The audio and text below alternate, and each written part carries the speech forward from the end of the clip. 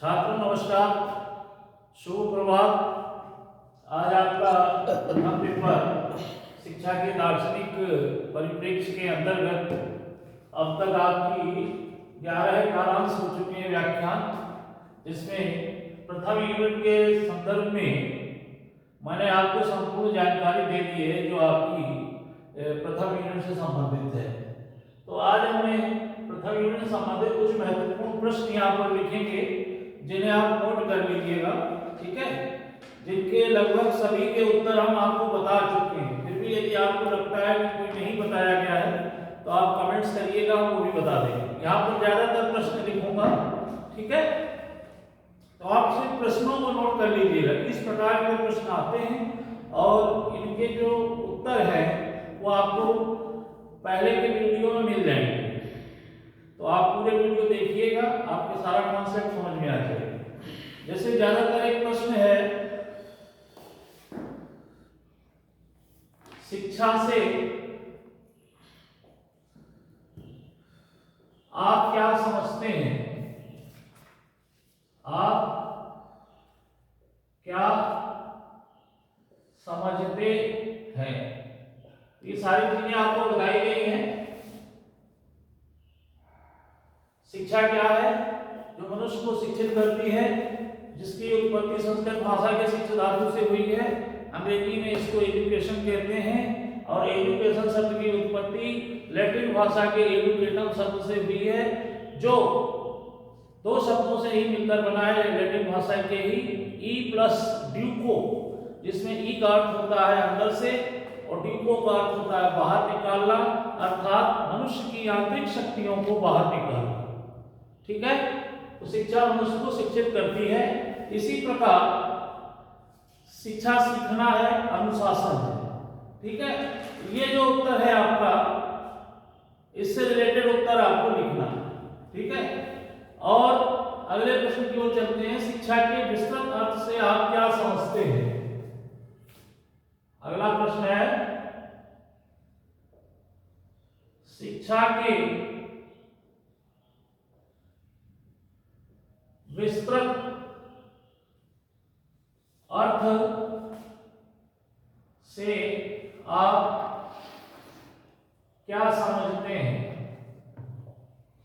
देखिए, इसका उत्तर भी हमने बताया हुआ है। जब विस्तृत अर्थ की बात आएगी तो शिक्षा जो है जन्म से लेकर मृत्यु तक की प्रक्रिया है, ठीक है। ये अनवरत चलती रहती है। शिक्षा के हमारे पास जो रूप हैं वो यहाँ पर आप उनके विस्तार से लिख लीजिएगा। जैसे औपचारिक शिक्षा, अनौपचारिक शिक्षा, ठीक है, और औपचारिकेतर शिक्षा।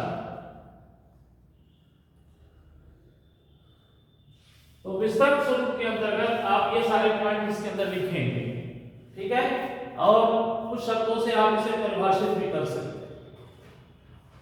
आगे चलते हैं। यदि ये पूछा जाए कि विस्तृत क्या बोलते हैं, शिक्षा को परिभाषित कीजिए, शिक्षा को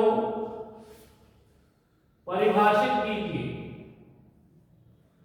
सिंगल प्रश्न भी आ सकता है। और क्या बोलते हैं, शिक्षा से आप क्या समझते हैं, इसको परिभाषित कीजिए, इस प्रकार से भी आ सकता है। तो परिभाषित करने के लिए आप इसमें अगर इस प्रकार से आएगा तो नाम में नहीं आएगा, छोटे नहीं आएगा, तो आपको यहाँ पर 4-5 परिभाषाएं लिख देनी है, बस 3-4 जो भी आपको याद हो जाए, ठीक है। सरल सरल परिभाषाएं आप यहाँ पे लिख दीजिएगा। जैसे जे.एस. मैकेंजी की परिभाषा है, संकुचित अर्थ में शिक्षा का अभिप्राय हमारी शक्तियों के विकास और उन्नति के लिए चेतनापूर्वक किए गए किसी भी प्रयास से हो सकता है। प्रोफेसर डीगर की परिभाषा है, शिक्षा एक प्रक्रिया है जिसमें तथा जिसके द्वारा बालक के ज्ञान, चरित्र तथा व्यवहार को एक विशेष ढांचे में ढाला जाता है। ऐसी बहुत सारी परिभाषाएं हैं, आप यहाँ 3-4 परिभाषाएं लिखकर इसको परिभाषित कर सकते हैं, ठीक है। यदि आपको कोई परिभाषा नहीं याद आ रही है तो आप अपने मन से भी बना के लिख सकते हैं स्वयं के अनुसार, ठीक है। तो वो भी आपका एक प्रकार से मान्य हो जाता है। आगे चलते हैं। देखिए जो और प्रश्न आते हैं, प्रश्नों को नोट कर लीजिएगा, उत्तर मैं आपको वीडियो में दे चुका हूं पहले, यहाँ पर संक्षिप्त रूप में सिर्फ समझा रहा हूं। ठीक है, आगे चलते हैं अगले प्रश्न की ओर। शिक्षा नंबर 3, शिक्षा 1 मिनट सूख जाएगा, थोड़ा सा चलने लगेगा। शिक्षा 1 द्विमुखी द्वयमुखी प्रक्रिया है।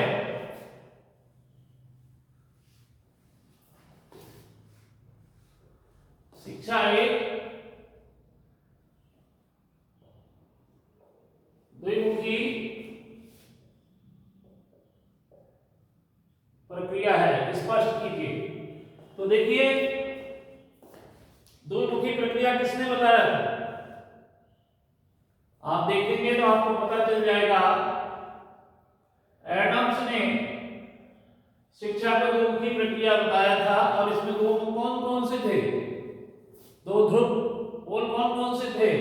तो एक था शिक्षक और दूसरा था शिक्षार्थी। ठीक है, देखिए मैं आपको सिर्फ याद दिलाने के लिए संक्षिप्त जानकारी दे रहा हूं, डिटेल आपको जो है पढ़नी पड़ेगी और पुराने वीडियो आपको देखने पड़ेंगे। ठीक है, इसके बाद अगला प्रश्न, शिक्षा 1 त्रिमुखी प्रक्रिया है।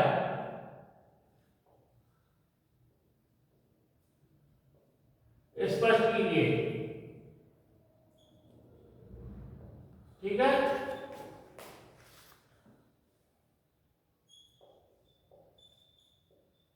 ये आप नोट कर लीजिए। शिक्षा एक त्रिमुखी प्रक्रिया है, स्पष्ट कीजिए। तो आपको हमने पहले बताया था कि द्विमुखी के बाद जॉन डीवी ने शिक्षा को त्रिमुखी प्रक्रिया बताया था। उसने शिक्षक और शिक्षार्थी इसके साथ जो जोड़ा था वह था पाठ्यक्रम। ठीक है, ये एक संक्षिप्त जानकारी है प्रश्नों की। आगे चलते हैं अगले प्रश्न की ओर। अगला प्रश्न है शिक्षा जीवन पर्यंत चलने वाली प्रक्रिया है, बताइए। ठीक है, तो ये हम आपको बता चुके हैं। शिक्षा अपने अनौपचारिक रूप में जीवन भर चलने वाली प्रक्रिया है और जीवन से मृत्यु तक चलती रहती है। और जीवन के प्रत्येक क्षण में, चाहे कोई भी क्षण हो, कोई भी परिस्थिति हो, कोई भी स्थान हो, हमको शिक्षित करती है। ठीक है, क्योंकि जो पर्यावरण हमें चारों तरफ से घेरे हुए है वह हमको, या आप उसको प्रकृति भी कह सकते हैं या एक सामाजिक वातावरण भी कह सकते हैं, वह सभी हमको कहीं ना कहीं शिक्षित करते हैं। और उन सभी तथ्यों को आप इसके अंदर लिखेंगे। ठीक है, ये आपका 2018 में आया था आपके कानपुर विश्वविद्यालय में। ठीक है, आगे चलते हैं। अगला प्रश्न, शिक्षा का अर्थ। शिक्षा का अर्थ 4H के संदर्भ में बताइए। ये एक लघु प्रश्न के रूप में आएगा आपके, अगर आता है तो। ठीक है, 4 हेड्स कौन कौन से हैं? जिसमें आपका है हेड,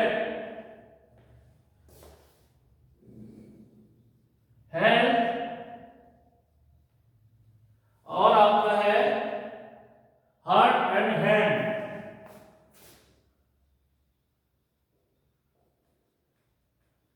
ठीक है, हेड का मतलब शेर, हेड का मतलब स्वास्थ्य, हार्ट का मतलब दिल, और हैंड का मतलब हाथ। जो शिक्षा है कहीं ना कहीं इन सभी को पूरित करती है।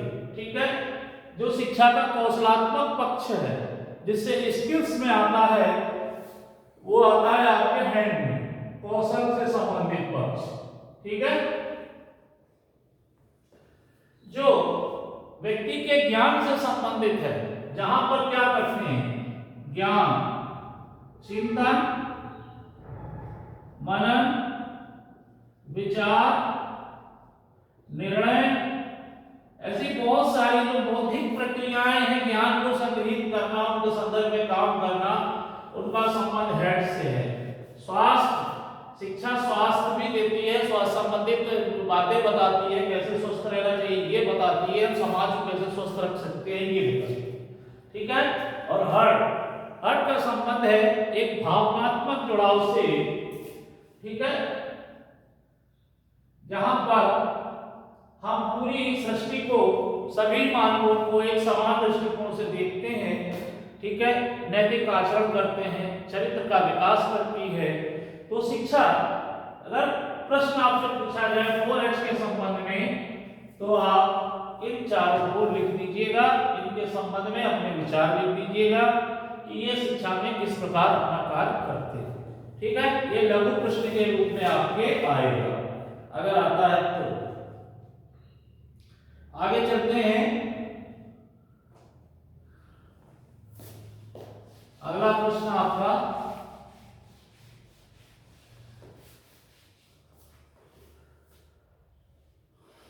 शिक्षा की प्रकृति को समझाइए। शिक्षा की प्रकृति को समझाएं। ठीक है, यहां पर हमें प्रकृति के बारे में बताना है, किसकी, शिक्षा की। तो शिक्षा की प्रकृति कैसी है बताइए। तो शिक्षा एक विज्ञान भी है और कला भी है। ठीक है, क्योंकि जो भी हम पढ़ते हैं वह परिवर्तित नहीं होता, हर समय हर परिस्थिति में उसके एक सार्थक परिणाम मिलते हैं, उसको सतता की कसौटी पे खरा उतारा जा सकता है। ठीक है, और सार्वभौमिक सिद्धांतों पर आधारित हमारी शिक्षा व्यवस्था है। ठीक है, वैज्ञानिक पद्धति का अनुसरण करती है, इसलिए शिक्षा क्या है, विज्ञान है। और कला क्यों है, कला इसलिए है कि आपके पास नॉलेज तो आ गई, अब उसको व्यवहार में, उपयोग में कैसे लाया जाए। ठीक है, व्यवहार में, उपयोग में कैसे लाया जाए, यह कला है। और इसको आप कौशल भी कह सकते हैं, स्किल्स है। ठीक है, बिना कला के आप किसी भी ज्ञान के, व्यवहारिक ज्ञान को, सार्थक ज्ञान को और परिमाणात्मक ज्ञान को, और इसमें सब जोड़ लीजिए सृजनात्मकता,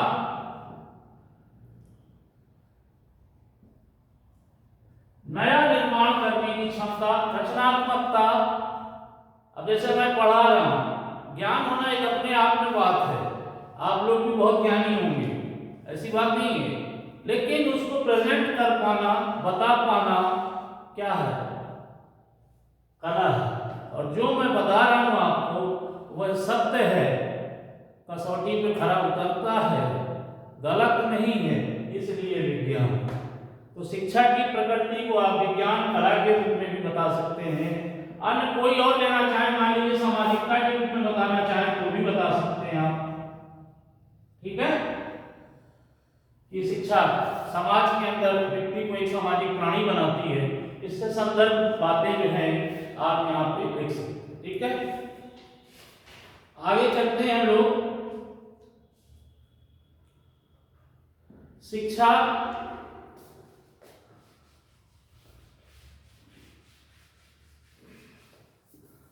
और सीखने में क्या अंतर है? शिक्षा और सीखने में क्या अंतर है? देखिए, शिक्षा सिर्फ ज्ञान है, ठीक है। सीखना एक प्रक्रिया है।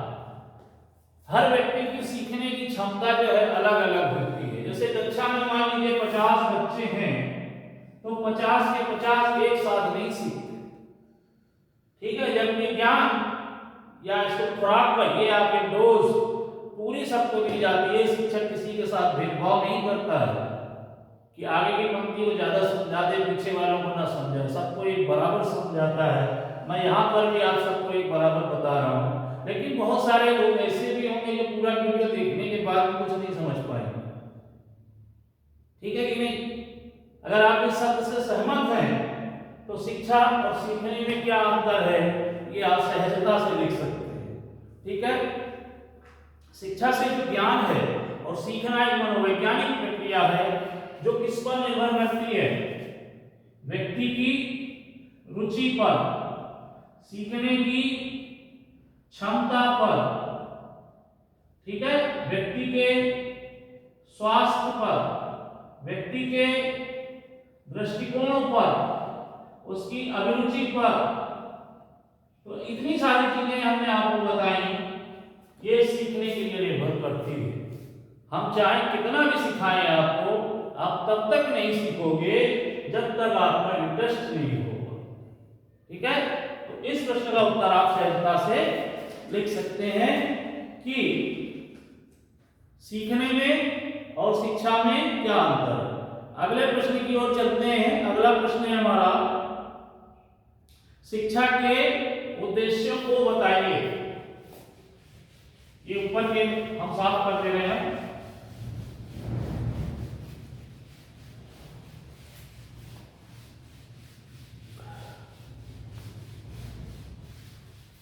शिक्षा के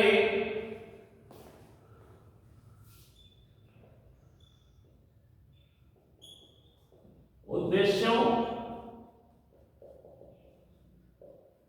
को बताइए।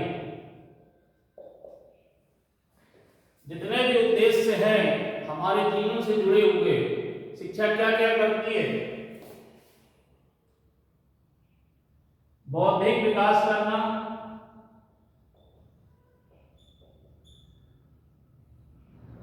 मानसिक विकास करना,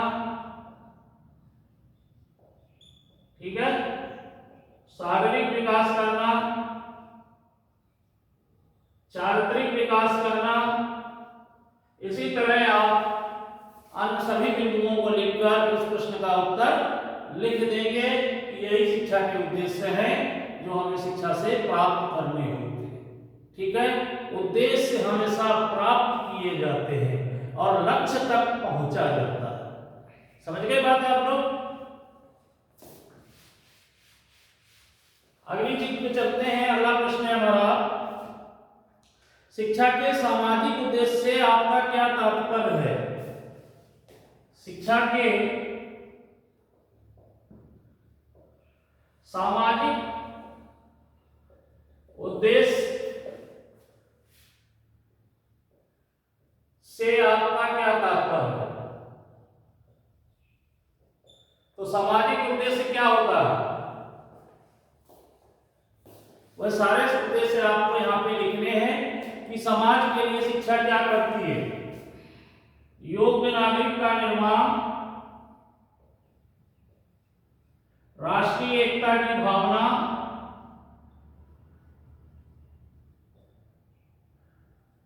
ठीक है, चरित्र का विकास,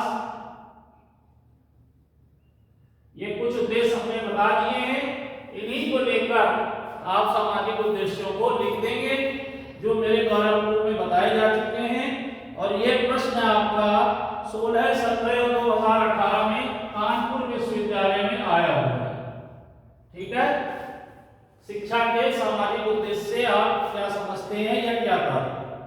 इसी में अगला प्रश्न है, सामाजिक उद्देश्य की जगह आप लिख लो व्यावसायिक उद्देश्य। आपको पता होगा हमारे राष्ट्रपिता महात्मा गांधी ने बुनियादी शिक्षा की नींव रखी थी, तालीमी शिक्षा जिसको बोलते हैं, जिसमें उन्होंने ये कहा था कि व्यक्ति को क्या बनना चाहिए, स्वावलंबी। आज हम लोग क्या है, स्वावलंबी नहीं है, कहीं ना कहीं अपने माता पिता पे निर्भर रहते हैं। तो स्वावलंबी शिक्षा वह होती है जो प्रथम से पहली कक्षा से ही व्यक्ति को कुछ ना कुछ रोजगार सिखा दे। ठीक है, तो व्यावसायिक शिक्षा का उद्देश्य है व्यक्ति को स्वावलंबी बनाना या आप आत्मनिर्भर बनाना भी कह सकते हैं, व्यावसायिक कुशलता या दक्षता प्रदान करना, व्यावसायिक ज्ञान से परिचित कराना। ठीक है, तो ये सारे उद्देश्य आप यहाँ पर लिखेंगे। किसी को कोई दिक्कत हो रही है तो आप बताइएगा। ठीक है, हमारे यहाँ बहुत सारे व्यवसाय हैं, जैसे खेती है, पशुपालन है, इन सब के योग बनाना, जानकारी प्रदान करना। ठीक है, शिक्षा के वैयक्तिक उद्देश्यों की विवेचना कीजिए, व्यावसायिक की जगह वैयक्तिक लिख लीजिए। वैयक्तिक का अर्थ होता है व्यक्तिगत, अर्थात शिक्षा स्वयं का भी विकास करती है। ठीक है, स्वयं के विकास में शिक्षा क्या करेगी, प्रत्येक व्यक्ति के अंदर कुछ ना कुछ क्षमताएं होती हैं। ठीक है, जैसे बौद्धिक क्षमता का विकास करना, मानसिक विकास करना, शारीरिक विकास करना। ठीक है, उनके अंदर सोचने समझने की शक्ति का विकास करना, व्यक्ति के व्यक्तित्व में निखार करना, मूल्यों का ज्ञान देना, ये सारी बातें होती हैं। उसे अनुशासन के योग्य बनाना, ये सारा व्यक्ति का व्यक्तिगत वैयक्तिक विकास है, क्योंकि व्यक्ति का स्वयं का जब तक विकास नहीं होगा तो आगे नहीं बढ़ पाएगा, एक योग्य नागरिक नहीं बन पाएगा, जो भी ज्ञान उसने प्राप्त किया है उसका सदुपयोग नहीं कर पाएगा। ये वैयक्तिक उद्देश्य में आप लोग लिखेंगे। और ये प्रश्न आपका 2017 और 19 में आया हुआ है। ठीक है, अगली प्रश्न की ओर चलते हैं। वर्तमान भारतीय संदर्भ में शिक्षा के विभिन्न उद्देश्यों को बताइए। वर्तमान भारतीय संदर्भ में शिक्षा के उद्देश्य, इस पर हमारी पूरी एक 30 मिनट की वीडियो बनी हुई है, इसको आप देखिएगा। ठीक है, इस पूरे प्रश्न का उत्तर आपको वहां पर मिल जाएगा। और ये प्रश्न आपके 2016 में ही दे रहा है, आया था। आगे चलते हैं।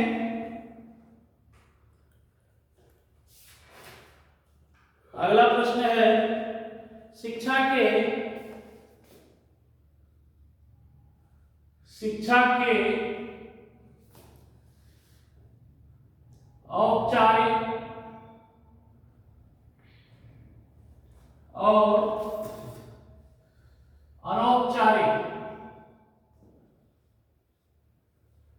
साधनों को बताइए। ठीक है, इस पर भी पूरी एक वीडियो बनी हुई है, आप देखिए। एक प्रश्न और भी आ जाता है, अनौपचारिक और अनौपचारिक के मध्य अंतर बताइए। ठीक है, ये दूसरा प्रश्न हो जाता है। एक प्रश्न इसी से रिलेटेड और आता है, शिक्षा के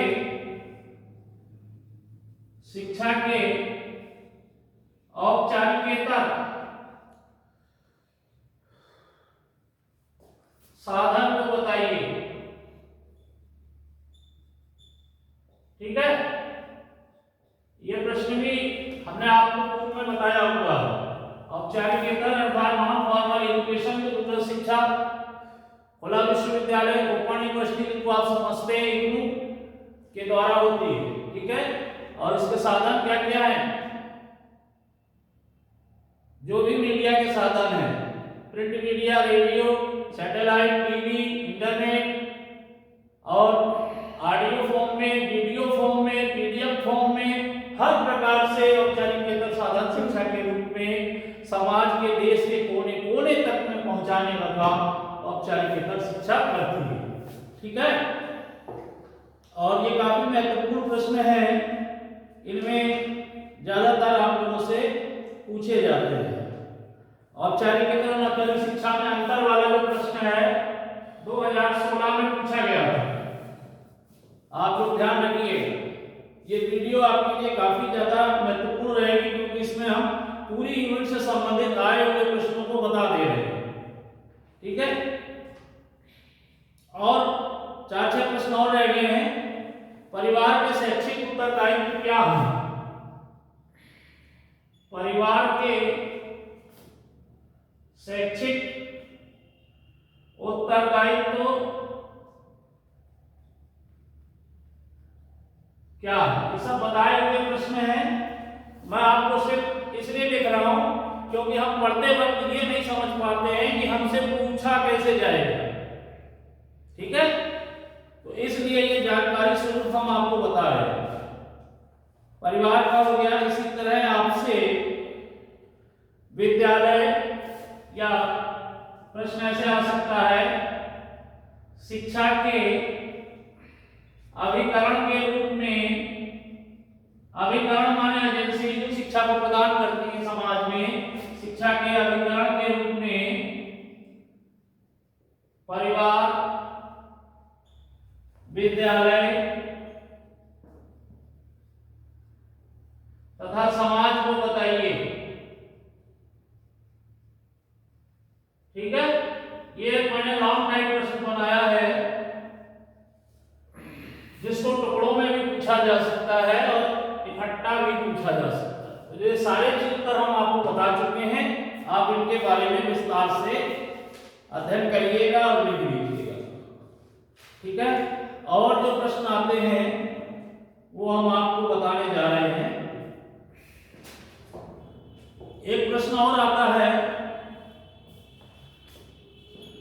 शिक्षा में जनसंचार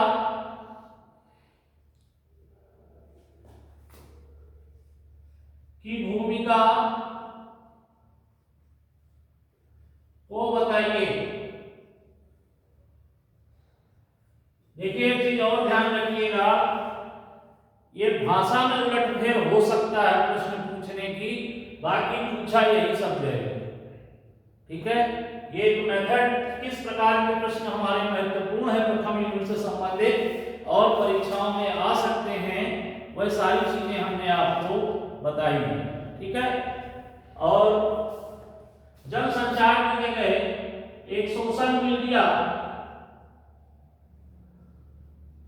को लेकर भी प्रश्न आ सकता है कि शिक्षा में सोशल मीडिया की भूमिका को बताइए। ये इससे पिछले वाली वीडियो में हमने आपको सारी जानकारी दी हुई है, ठीक है।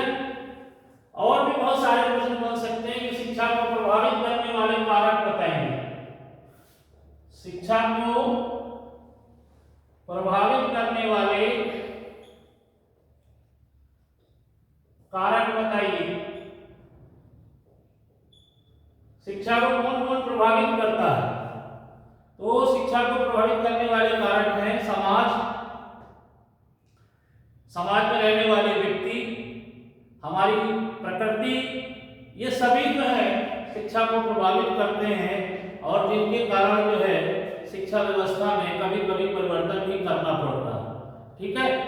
ये सारी बातें जो है आप यहाँ पर लिख सकते हैं, इसमें राज्य भी आ जाता है, ठीक है। तो ये आपके हो गए प्रथम यूनिट से संबंधित महत्वपूर्ण प्रश्न। हमारी प्रथम यूनिट अब समाप्त होती है। यदि आपके मन में कोई जिज्ञासा या प्रश्न रह जाता है तो आप कमेंट्स लिखिएगा, मैं आपको बताऊंगा। हमारे चैनल को भी सब्सक्राइब कर लीजिएगा, जिससे आपको नवीन जानकारी प्राप्त होती रहेगी और आप इसको पढ़िए कोई भी प्रश्न मन में जिज्ञासा हो तो बताइए। ठीक है, अब हम आप अगले वीडियो में सेकेंड यूनिट से आपसे संपर्क करेंगे। और अभी तक हमने शिक्षा के पक्ष को पढ़ा है, अब हम कल से इस पक्ष के ऊपर अध्ययन करेंगे। ठीक है, तब तक के लिए धन्यवाद।